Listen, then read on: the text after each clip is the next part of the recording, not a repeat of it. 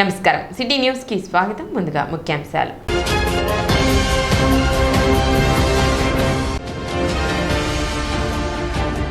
పంట నష్టపరిహారం పొందాలంటే రైతులు ఈ కేవైసీ తప్పనిసరిగా చేయించుకోవాలి. మండల వ్యవసాయ అధికారి ప్రేమ్ సాగర్ విజ్ఞప్తి.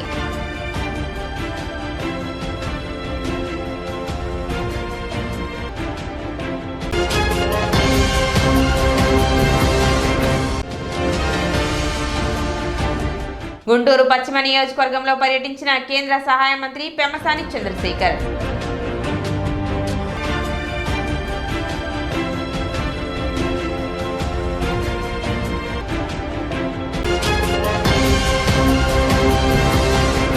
Tenali division JAC SC ST వర్గీకరణ వ్యతిరేక పోరాట సమితి ఆధ్వర్యంలో ఈ నెల 29వ తేదీ మాల న్యాయవాదుల, ఉద్యోగుల, విద్యావేత్తల, పట్టభద్రుల, మేధావుల రౌండ్ టేబుల్ సమావేశం నిర్వహించనున్నారు. తెనాలి ఐతానగర్లోని పొట్టి శ్రీరాములు కమ్యూనిటీ హాల్ నందు 29వ తేదీ సాయంత్రం 3 గంటలకు ఈ రౌండ్ టేబుల్ సమావేశం నిర్వహించనున్నట్లు సమితి సభ్యులు తెలిపారు. శుక్రవారం ఏర్పాటు చేసిన విలేకరుల సమావేశంలో వారు మాట్లాడారు.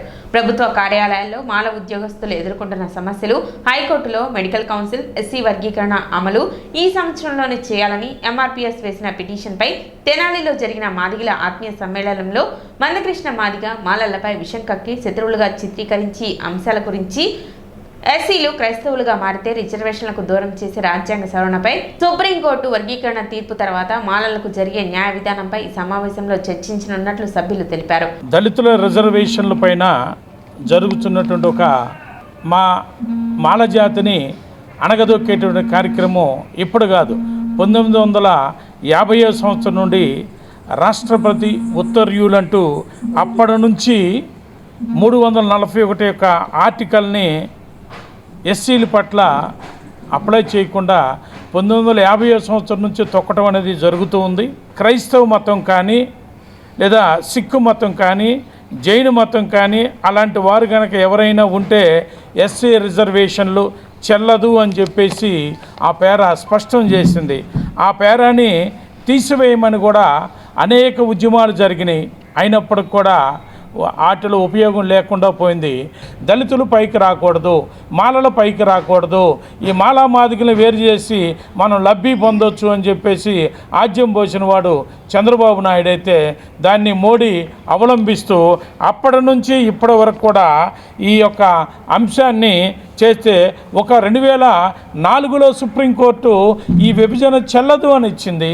అదే సుప్రీంకోర్టు 2024లో అంటే ఈ దళితుల్ని అభివృద్ధి చెందకుండా వారికి బాబాసాహెబ్ అంబేద్కర్ గారు రాసిన రాజ్యాంగ ఫలాలు అందకుండా చేసేటువంటి దాంట్లో భాగంగానే ఇది ఈ యొక్క సుప్రీంకోర్టు 6 జడ్జిల చేత తీర్మానం చేయించడం జరిగింది. కార్యక్రమంలో దళిత హక్కుల సేవా సమితి అధ్యక్షులు బండికల బుల్లయ్య, తెనాలి బార్ అసోసియేషన్ అధ్యక్షులు న్యాయవాది Betala Prabhakar, Ambedkarist Endrapati Ashok Kumar, Karumanchi Ravikumar, Pilli Vasu, Kanaparthi Abraham Lincoln, Kanchela Koteswararao, high court advocate Kanaparthi Solomon Raju, Sundar Sunil, Tamanam Bhushanam, Karumanchi Sunil Sandeep, Bonigala Pradeep, Kanchela Nagabhushanam తదితరులు పాల్గొన్నారు.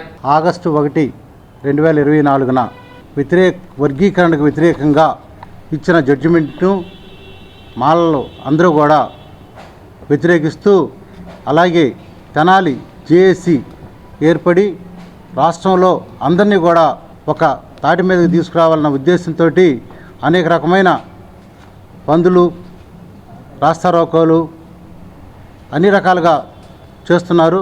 ఈ యొక్క వర్గీకరణని ఆపాలని చెప్పేసి దీని మీద మా యొక్క తెనాలి జేఏసీ 29/9/2024 ఆదివారం పొట్టిశ్రాముల పార్క్ ఐతనగర్లో ఒక రౌండ్ టేబుల్ సమావేశం 3 గంటలకు ఏర్పాటు చేసుకోవడం జరిగింది. ప్రభుత్వ వివిధ కార్యాలయాల్లో మాల ఉద్యోగులను టార్గెట్ చేసి ఇబ్బందులకు గురి చేస్తున్న అంశాలపై చర్చ. ఇప్పుడు ప్రజెంట్ ఏ విధంగా అయితే వర్గీకరణ ఎంఆర్పిఎస్ వారికి ఫేవర్గా వచ్చిందో దాన్ని ఇంప్లిమెంట్ చేయమని వాళ్ళు హైకోర్టులో పిటిషన్ వేసుకోవడం జరిగింది. దాని మీద కూడా చర్చ చేసి జరిపి దానికి కూడా మనం అడ్వకేట్స్ని పెట్టి మనం ఈ దావాలో కూడా ఇంప్లీడ్ అయ్యి ఈ కేసును జరుపుకోవడానికి చర్చించుకుంటాం. 7 ధర్మాసనంతో కూడినటువంటి సుప్రీంకోర్టు మరి ఎస్సీ ఎస్టీ వర్గీకరణపై తీర్పునిస్తూ రాష్ట్రాలకు ప్రాతినిధ్యాలు కల్పిస్తూ అదేవిధంగా క్రిమిలేయర్ అనేటువంటిది అమలు చేసుకోవచ్చు అనేటువంటి విధంగా తీర్పు ఇవ్వడం జరిగింది. ఇది అప్రజాస్వామికం, రాజ్యాంగానికి విరుద్ధం. 341, 342 ఆర్టికల్ ప్రకారం ఇది రాజ్యాంగ వ్యతిరేక చర్య.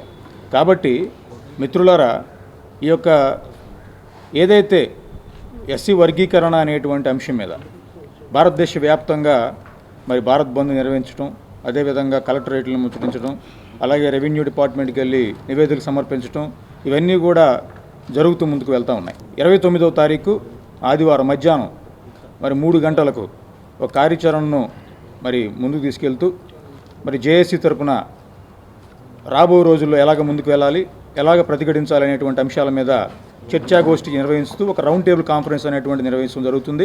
పబ్లిక్ హెల్త్ లో ఎంతమంది సిబ్బంది పనిచేస్తున్నారు, సరిపడా సిబ్బంది ఉంటే పారిశుద్ధ్య పనులు ఎందుకు జరగటం లేదు, పని చేయని వారిపై ఎందుకు ఉదాసీనంగా వ్యవహరిస్తున్నారు, చెప్పిన పని చేయని వారిపై కఠిన చర్యలు తీసుకుంటామని కేంద్ర సహాయ మంత్రి డాక్టర్ పెమ్మసాని చంద్రశేఖర్ చెప్పారు. గుంటూరు పశ్చిమ నియోజకవర్గంలోని 25, 28 డివిజన్లలో గల చుట్టుగుంట, ఏటి అగ్రహారం, చంద్రబానుడిగుంట, జోసెఫ్ నగర్ తదితర ప్రాంతాలతో పాటు లక్ష్మీనగర్, నల్లపాడు రోడ్లోని డ్రైన్ సమస్యలను స్థానిక ఎమ్మెల్యే పిడుగురాళ్ల మాధవితో కలిసి పెమ్మసాని చంద్రశేఖర్ శుక్రవారం పరిశీలించారు.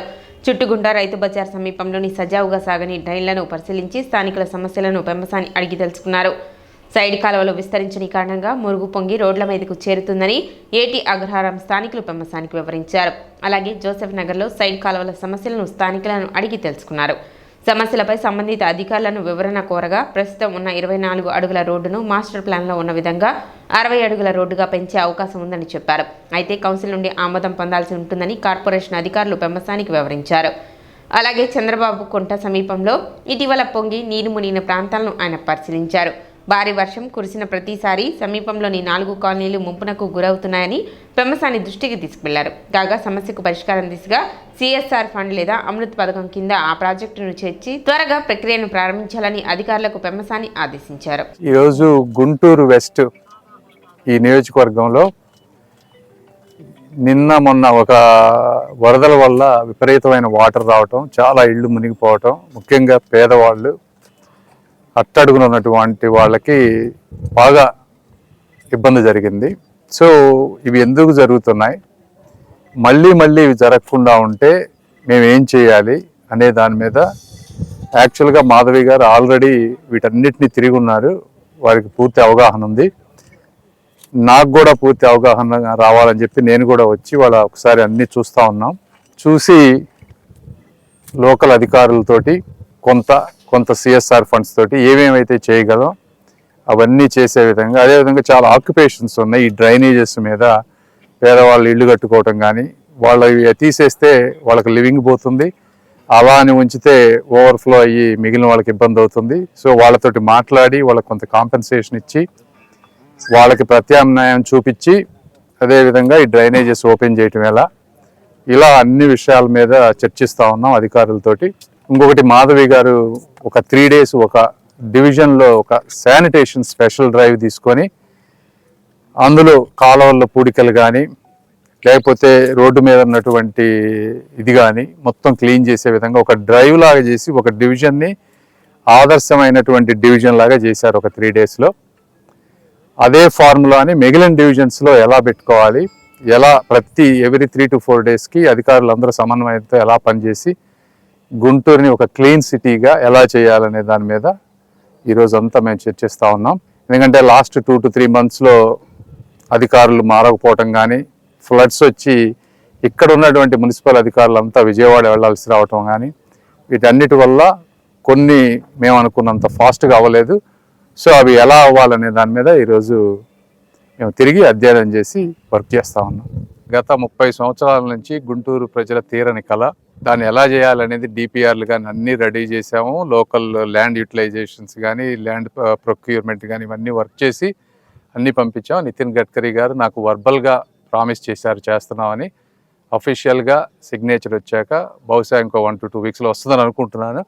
ఏమీ అడ్డంకులు జరగకపోతే అవి వస్తే వర్క్ స్టార్ట్ అయిపోతుంది. బట్ ఎంత చేయాల్సిందంతా చేసాం మేము బ్యాక్గ్రౌండ్లో. పంట నష్ట నమోదు ప్రక్రియ సాగుతుందని తెనాలి మండల వ్యవసాయ అధికారి ప్రేమ్ సాగర్ తెలిపారు. తెనాలి వ్యవసాయ సబ్ డివిజన్ పరిధిలో మొత్తం 17,630 ఎకరాల్లో అన్ని పంటలు కలిపి సాగు చేయడం జరిగిందని, వాటిలో 16,282 ఎకరాల్లో వరి పంట మాత్రమే సాగు చేస్తున్నట్లు తెలిపారు. ఇందుకు గాను 17,630 ఎకరాలకు సంబంధించి రైతులు ఈ క్రాప్ బుకింగ్ చేయించుకోవడం జరిగిందని, అయితే కొంతమంది రైతులు ఈ కేవైసీ చేయించుకోలేదని, అటువంటి రైతులు సంబంధిత రైతు సేవా కేంద్రాలకు వెళ్లి ఈ కేవైసీ తప్పనిసరిగా చేయించుకోవాలని మండల వ్యవసాయ అధికారి ప్రేమ్ సాగర్ రైతులకు సూచించారు. ప్రభుత్వం నుండి ఎటువంటి పంట నష్ట పరిహారం పొందాలన్నా ఈ కేవైసీ తప్పనిసరి అని, ఇప్పటి వరకు 93% ఈ కేవైసీ నమోదు చేయడం జరిగిందని, ఇంకా 7% రైతులు ఈ కేవైసీ చేయించుకోవాలని ఆయన సూచించారు. రైతు సోదరులు ఈ విషయాన్ని గమనించాలని ఆయన సూచించారు. మన తెనాలి మండలంలో అన్ని పంటలు కలిసి అంటే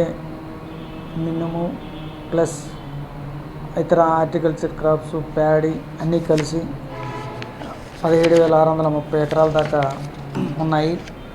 ఒక్క వరి మాత్రమే 16,282 ఎకరాలు సాగు చేశారు. 17,630 ఎకరాలకు ఈ పంట చేసి ఉన్నాము. కానీ మేము 16,287 ఎకరాలకే ఈకేవైసీ జరిగింది. ఇంకా 1,300 ఎకరాలు ఈకేవైసీ మిగిలింది.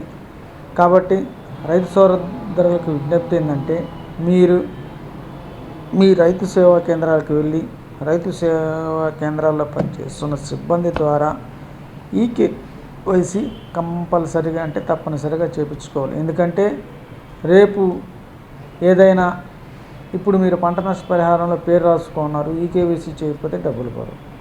అదేవిధంగా ధాన్యం కొనుగోలు చేసుకోవాలంటే ఈకేవైసీ చేయకపోతే ధాన్యం కొనుగోలు, ఏదైనా గవర్నమెంట్ ఇన్సూరెన్స్ డిక్లేర్ చేసినప్పుడు ఈకేవైసీ లేకపోతే అది రాదు. కాబట్టి ఈ కొద్దిమంది రైతులు దాదాపు 93% అయిపోయింది, ఇంక 7% ఉంది. ఈ రైతులు కూడా మీరు మీ రైతు సేవా కేంద్రాలకు వెళ్ళి ఈ కేవైసీ చేయించుకోవాల్సిందిగా కోరుతున్నాం. మన తెనాలి యాప్ ద్వారా వస్తున్న విద్యుత్ సమస్యలను సత్వరమే పరిష్కరించడం జరుగుతుందని విద్యుత్ చిరంజీవి తెలిపారు. తెనాలి నియోజకవర్గం పరిధిలో ప్రజా సమస్యల పరిష్కారం కోసం ఈ నెల 24వ తేదీన మంత్రి నాదెండ్ల మనోహర్ చేతుల మీదుగా ప్రారంభించిన 7659359993 వాట్సాప్ నెంబర్ ద్వారా వస్తున్న సమస్యలను పరిష్కరించడం జరుగుతుందని, 11 శాఖలకు సంబంధించి ఫిర్యాదులను ఈ యాప్ ద్వారా ప్రజలు తెలియపరచవచ్చునని, విద్యుత్ శాఖకు సంబంధించి ప్రస్తుతానికి సమస్యలు తక్కువగానే వస్తున్నాయని, ఆ విధంగా వచ్చిన సమస్యలను సత్వరమే పరిష్కరిస్తున్నట్లు చిరంజీవి వెల్లడించారు. ప్రజలు ఈ అవకాశాన్ని వినియోగించుకొని తమ యొక్క సమస్యలను పరిష్కరించుకోగలరని ఆయన సూచించారు. తెనాలి మన అసెంబ్లీ కాన్స్టిట్యున్సీ పరిధిలో మన తెనాలి యాప్ అని 24న మినిస్టర్ గారు సబ్ కలెక్టర్ గారి ఆధ్వర్యంలో ప్రవేశపెట్టారు. దాని ముఖ్య ఉద్దేశం ఏంటంటే పబ్లిక్ ఈ తెనాలి అసెంబ్లీ కాన్స్టిట్యున్సీ పరిధిలో ఉన్నటువంటి తెనాలి మున్సిపాలిటీ, రూరల్ తెనాలి, కొల్లిపర మండలాలు వస్తాయి. వీటిలో ఉన్నటువంటి పబ్లిక్ అనేక డిపార్ట్మెంట్స్ ఇన్వాల్వ్ ఉన్నాయి. ఇందులో మున్సిపాలిటీ కానీ, పంచాయతీరాజ్ కానీ, police department, R&B, hospitals, electricity, రకరకాల డిపార్ట్మెంట్లు ఒక 15-16 డిపార్ట్మెంట్స్ ఇన్వాల్వ్ అయి ఉన్నాయి.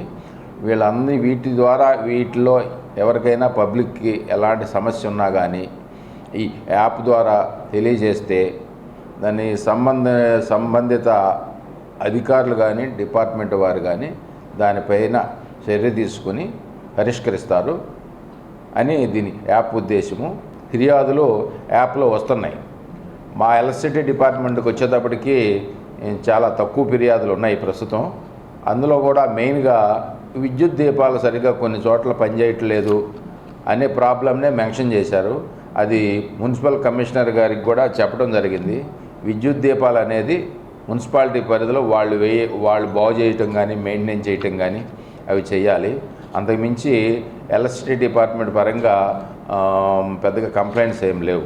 ఈ క్రాప్ బుకింగ్ నమోదు చేసుకున్న రైతులు తప్పనిసరిగా ఈ కేవైసీ చేయించుకోవాలని మండల వ్యవసాయ అధికారి ప్రేమ్ సాగర్ సూచించారు. ఇటీవల కురిసిన వర్షాలకు తెనాలి వ్యవసాయ సబ్ డివిజన్ పరిధిలో 7,419 ఎకరాలకు సంబంధించి పంట నష్టం నమోదు ప్రక్రియ పూర్తయిందని, సుమారు 4,160 మంది రైతులు నష్టపోయారని, వీరందరూ సంబంధించి పంట నష్ట పరిహారం వారి యొక్క ఖాతాలలో జమ చేయడం జరుగుతుందని ఏవో ప్రేమ్ సాగర్ తెలిపారు. బ్యాంక్ అకౌంట్కు ఆధార్ లింక్ చేయబడిన ఖాతాలకు నగదు జమ అవ్వటం లేదని, అటువంటి రైతులు సంబంధిత బ్యాంకుకు వెళ్లి వారి యొక్క ఖాతాకు ఆధార్ నెంబర్ అనుసంధానం చేయించుకోవాలని సూచించారు. అదేవిధంగా పోస్ట్ ఆఫీసులో కూడా ఖాతా తెరిచినట్లయితే దాని ద్వారా కూడా పంట నష్టపరిహారం పొందవచ్చని ఆయన సూచించారు. పంట నష్టపరిహారం 7,419 ఎకరాలు 7,419 ఎకరాల దశం రైతులు 4,160 మంది దాకా ఉన్నారు. ఈ పంట నష్టపరిహారం రాసిన అంటే యాప్లో ఎంటర్ చేసామండి. యాప్లో ఎంటర్ చేసిన తర్వాత డీటెయిల్స్ ఆధార్ ఏదైతే లింక్ ఉందో ఆ అకౌంట్లకన్నీ డబ్బులు పడుతూ ఉన్నాయి. ఏదైతే ఆధార్ అకౌంట్ లింక్ లేకపోతే ఎన్పిసిఐ జరగకుండా ఉన్న వాటికి మాత్రం డబ్బులు పడటం లేదు. కాబట్టి మీరు ఎవరికైతే డబ్బులు పడలేదో వారు మీ బ్యాంకుకి వెళ్ళి ఆధార్ లింక్ చేయించుకోవాలి, ఎన్పిసిఐ చేయించుకోవాలి. ఈ రెండు చేయించుకోవాలి. లేకపోతే మీకు కొంతమందికి మెసేజ్ కూడా వచ్చి రైతులు చూపిస్తుంది మీకు ఆధార్ లింక్ కానందున డబ్బులు పంట నష్టపరిహారం జమ కావటం లేదని చెప్పేసి. ఇది 2 రోజుల ప్రాసెస్.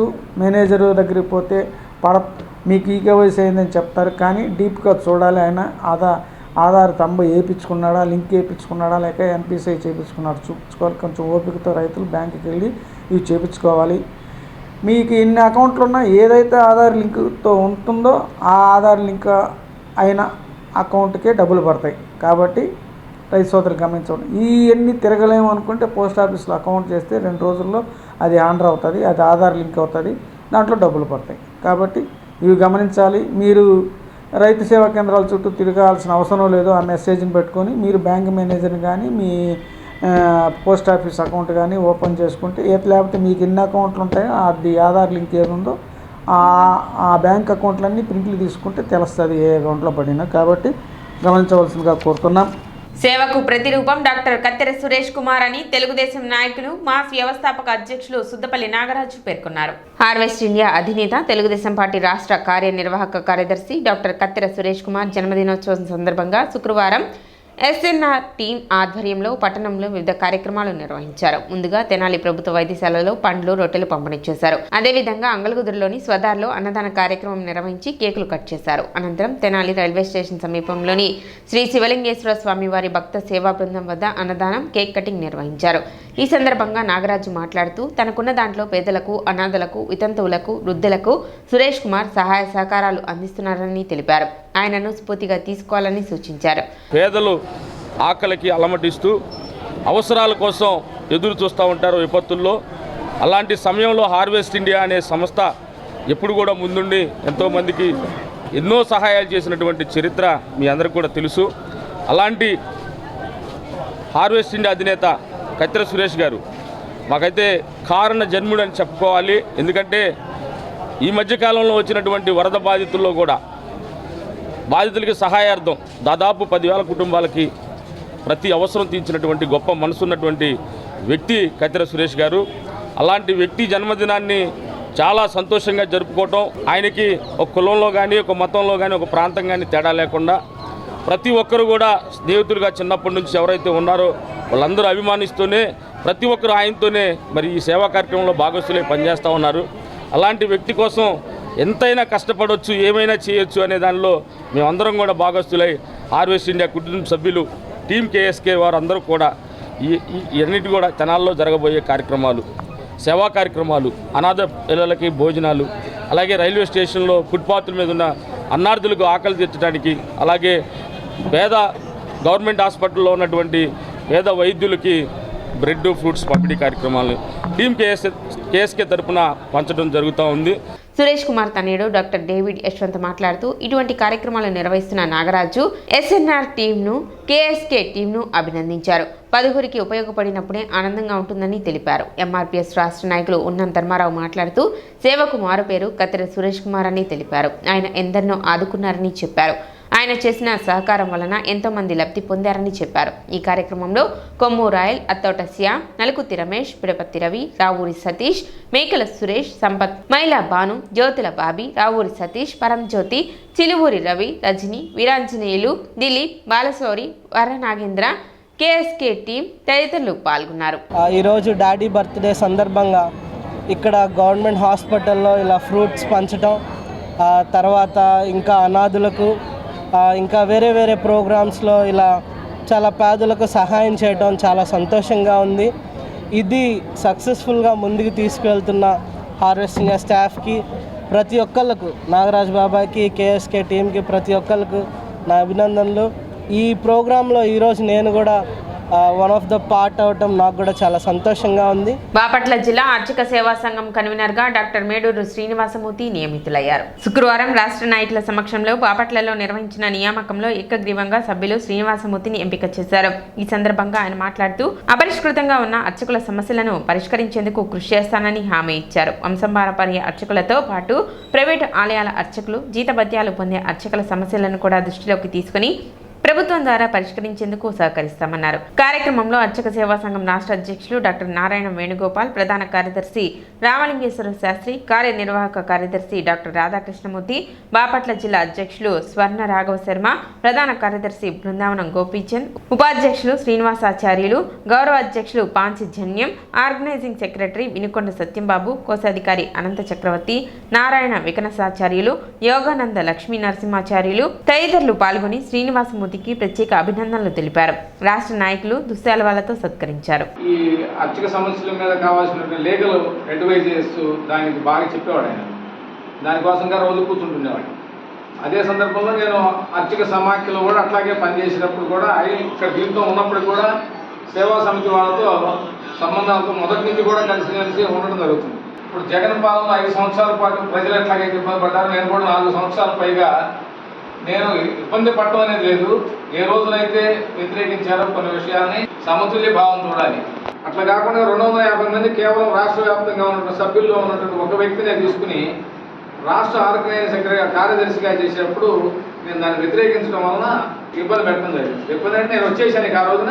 పట్టణంలో నిర్వహిస్తున్న స్వచ్ఛతా హీ సేవ కార్యక్రమంలో ప్రతి ఒక్కరూ భాగస్వాములు కావాలని చైర్పర్సన్ తాడిపోయిన రాధిక పిలుపునిచ్చారు. స్వచ్ఛతా హీ సేవ కార్యక్రమంలో భాగంగా పట్టణంలోని 16, 17, 20, 30 వార్డులో ప్రత్యేక పారిశుద్ధ్య కార్యక్రమాలు నిర్వహించారు.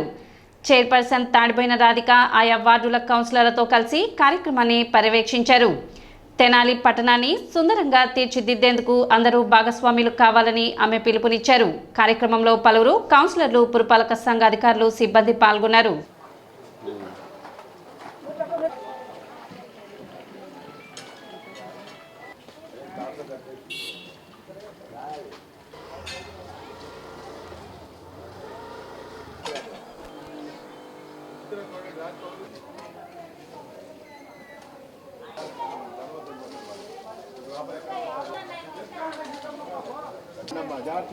సరిగా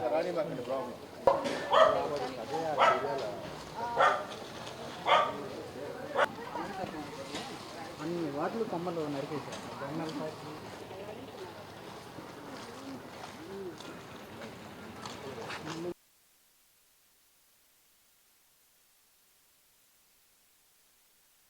16, 17, 20, 30 వార్డులోని స్వచ్ఛ భారత్ కార్యక్రమానికి విచ్చేసి ప్రతి వార్డులో పర్యటించాము. అలానే ఈ వార్డుల్లో వచ్చేసి కల్వర్ట్లు కాడ మెయిన్ రోడ్లు కానివ్వండి, డ్రైన్స్ కానీ సమస్య ఉంది. అది త్వరలోనే పరిష్కరిస్తాము. అలానే ప్రజలందరికీ చెప్పేది ఏంటంటే ఈ కాలువలో వేస్ట్ వ్యర్థాలు అనేది కాలువలో వేయకుండా డస్ట్బిన్ రూపంలో అందించాలని కోరుకుంటున్నాను. అలానే ఖాళీ స్థలాల్లో ఉన్న వాళ్ళు కూడా ఒకసారి మీరు గమనించండి. ఆ ఖాళీ స్థలాల్లో ఏ విధంగా ఒక చెట్లు ఎట్లా పెరిగిపోయి ఉన్నాయో వాటిల్లోని పాములు కానీ పురుగులు కానీ ఇలాంటివి ఉంటాయి. కాబట్టి వాటి వల్ల మనం అనారోగ్యం పాలవుతాం. కాబట్టి ఆ ఖాళీ స్థలాలు ఉన్న వాళ్ళు ఎవరైతే చెట్లు పెరిగి ఉన్నాయో వాళ్ళన్నీ క్లీన్ చేయించుకోవాలని కోరుకుంటున్నాను.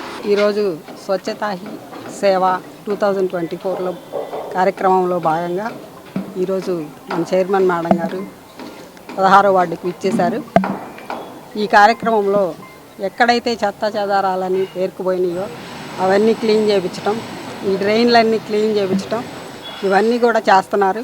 ఇంకా ప్రజలకి ఏమన్నా సమస్యలు ఉన్నా కానీ అక్కడికక్కడే పరిష్కరించే విధంగా చేస్తున్నారు. ఈ ప్రోగ్రాంని ప్రజలందరూ కూడా అర్థం చేసుకొని మీ పరిసరాలను పరిశుభ్రంగా ఉంచుకోవాలని కోరుకుంటున్నాను. అవన్నీ కూడా మీరు చెత్త అనేది కాలువలో వేయడం వల్ల మనకే ఈ దోమలు అనేవి ఎక్కువైపోతున్నాయి. ఈ దోమలు పెరుగుతున్నాయి అని చెప్తున్నారు కానీ వాటిని నివారించడానికి మాత్రం మీరందరూ కూడా ఎలాంటి చర్యలు అనేది తీసుకోవట్లేదు. మీరందరూ కూడా పరిశుభ్రంగా ఉంచుకోవాలని పరిసరాలు కోరుకుంటున్నాను. ప్రతిష్టాత్మకంగా చేపట్టిన క్లీన్ అండ్ గ్రీన్ కార్యక్రమం, స్వచ్ఛ భారత్ కార్యక్రమం, ఇవన్నీ కూడా భారతదేశం మొత్తం కూడా నరేంద్ర మోడీ గారు, చంద్రబాబు నాయుడు గారు, పవన్ కళ్యాణ్ గారు వీళ్ళందరూ కూడా ఆరోగ్యంగా ప్రజలు ఉండాలంటే మన పరిసరాలు కూడా పరిశుభ్రంగా ఉండాలి. దానికి జనాల్లో అవగాహన కలగజేయాలి.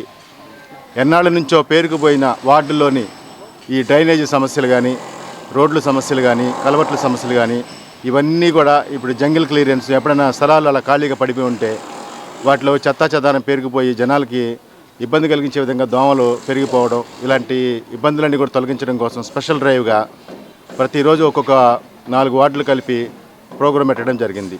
తెనాలి మండలం అంగలగుద్దురు గ్రామంలో గోవిందనామ జప యజ్ఞ కార్యక్రమం నిర్వహించారు.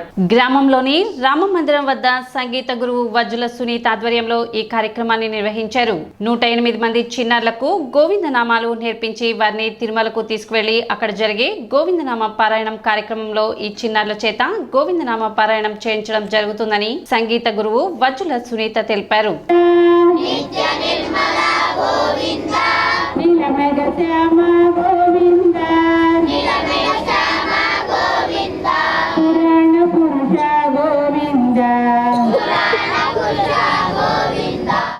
పశుపాలక శ్రీ గోవింద, దుష్ట సంహార గోవింద,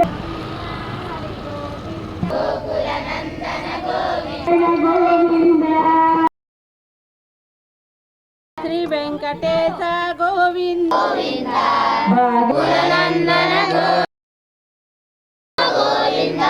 నవనిత చోరోచన గోహార గోవింద, హస్తనివా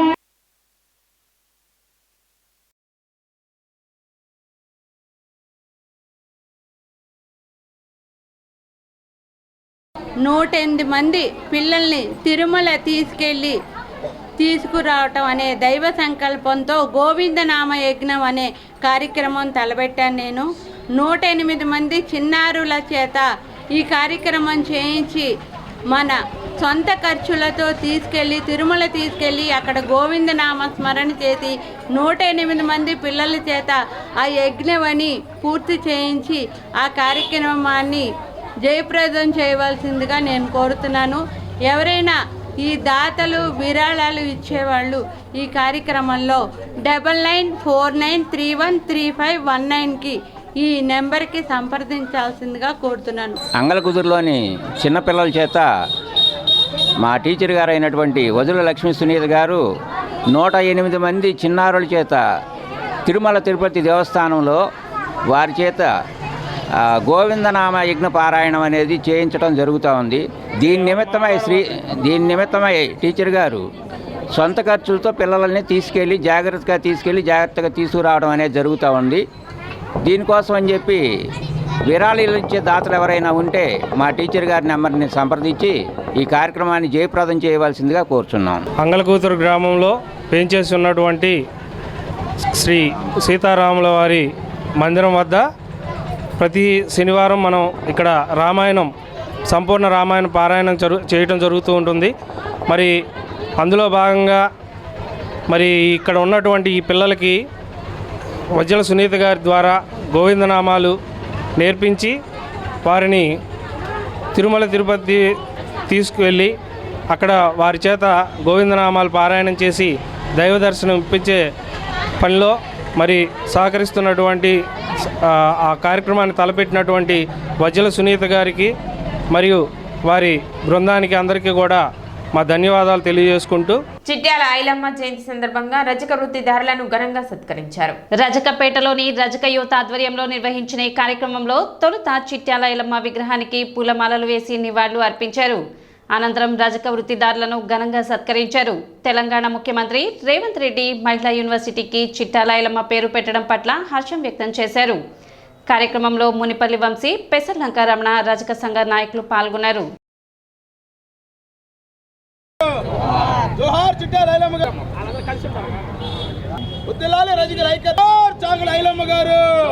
రజిక చిట్యాల ఐలమ్మ గారి 129వ జయంతి సందర్భంగా ఈరోజు రజిక చెరువులో ఉన్న మా పార్కులో ఉన్న విగ్రహం దగ్గర ఆమెకు నివాళులు అర్పించి అలాగే వృత్తి చేసుకున్నటువంటి వ్యక్తి వాళ్ళకి పెద్దవారిని అందరినీ మేము సన్మానం చేసుకుంటాం. చాలా సంతోషకరం. ఆమె చాలా ఆమె గురించి చెప్పుకోవాలంటే చాలా ఉంది. ఆమె చేసిన ఉద్యమాలు ఇవాళ తెలంగాణ ప్రభుత్వం గుర్తించి ఆమెకి ఒక కాలేజీకి ఆమె పేరు పెడతాం చాలా సంతోషకరం. అలాగే మా ఆంధ్ర రాష్ట్రంలో కూడా నారా చంద్రబాబు నాయుడు గారు కానీ లేకపోతే పవన్ కళ్యాణ్ గారు కానీ ఎవరైనా సరే మా కులం మా ఐలమ్మ గారి పేరుని కూడా ఎక్కడో సాట మీ ఒక పేరుగా పెట్టాల్సిందిగానే కోరుతున్నాము. సిటీ న్యూస్ ముగించే ముందు ముఖ్యాంశాలు మరోసారి.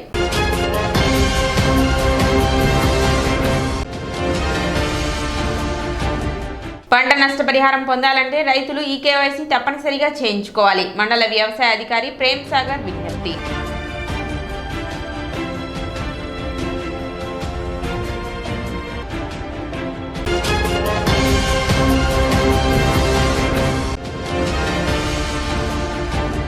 గుంటూరు పశ్చిమ నియోజకవర్గంలో పర్యటించిన కేంద్ర సహాయ మంత్రి పెమ్మసాని చంద్రశేఖర్.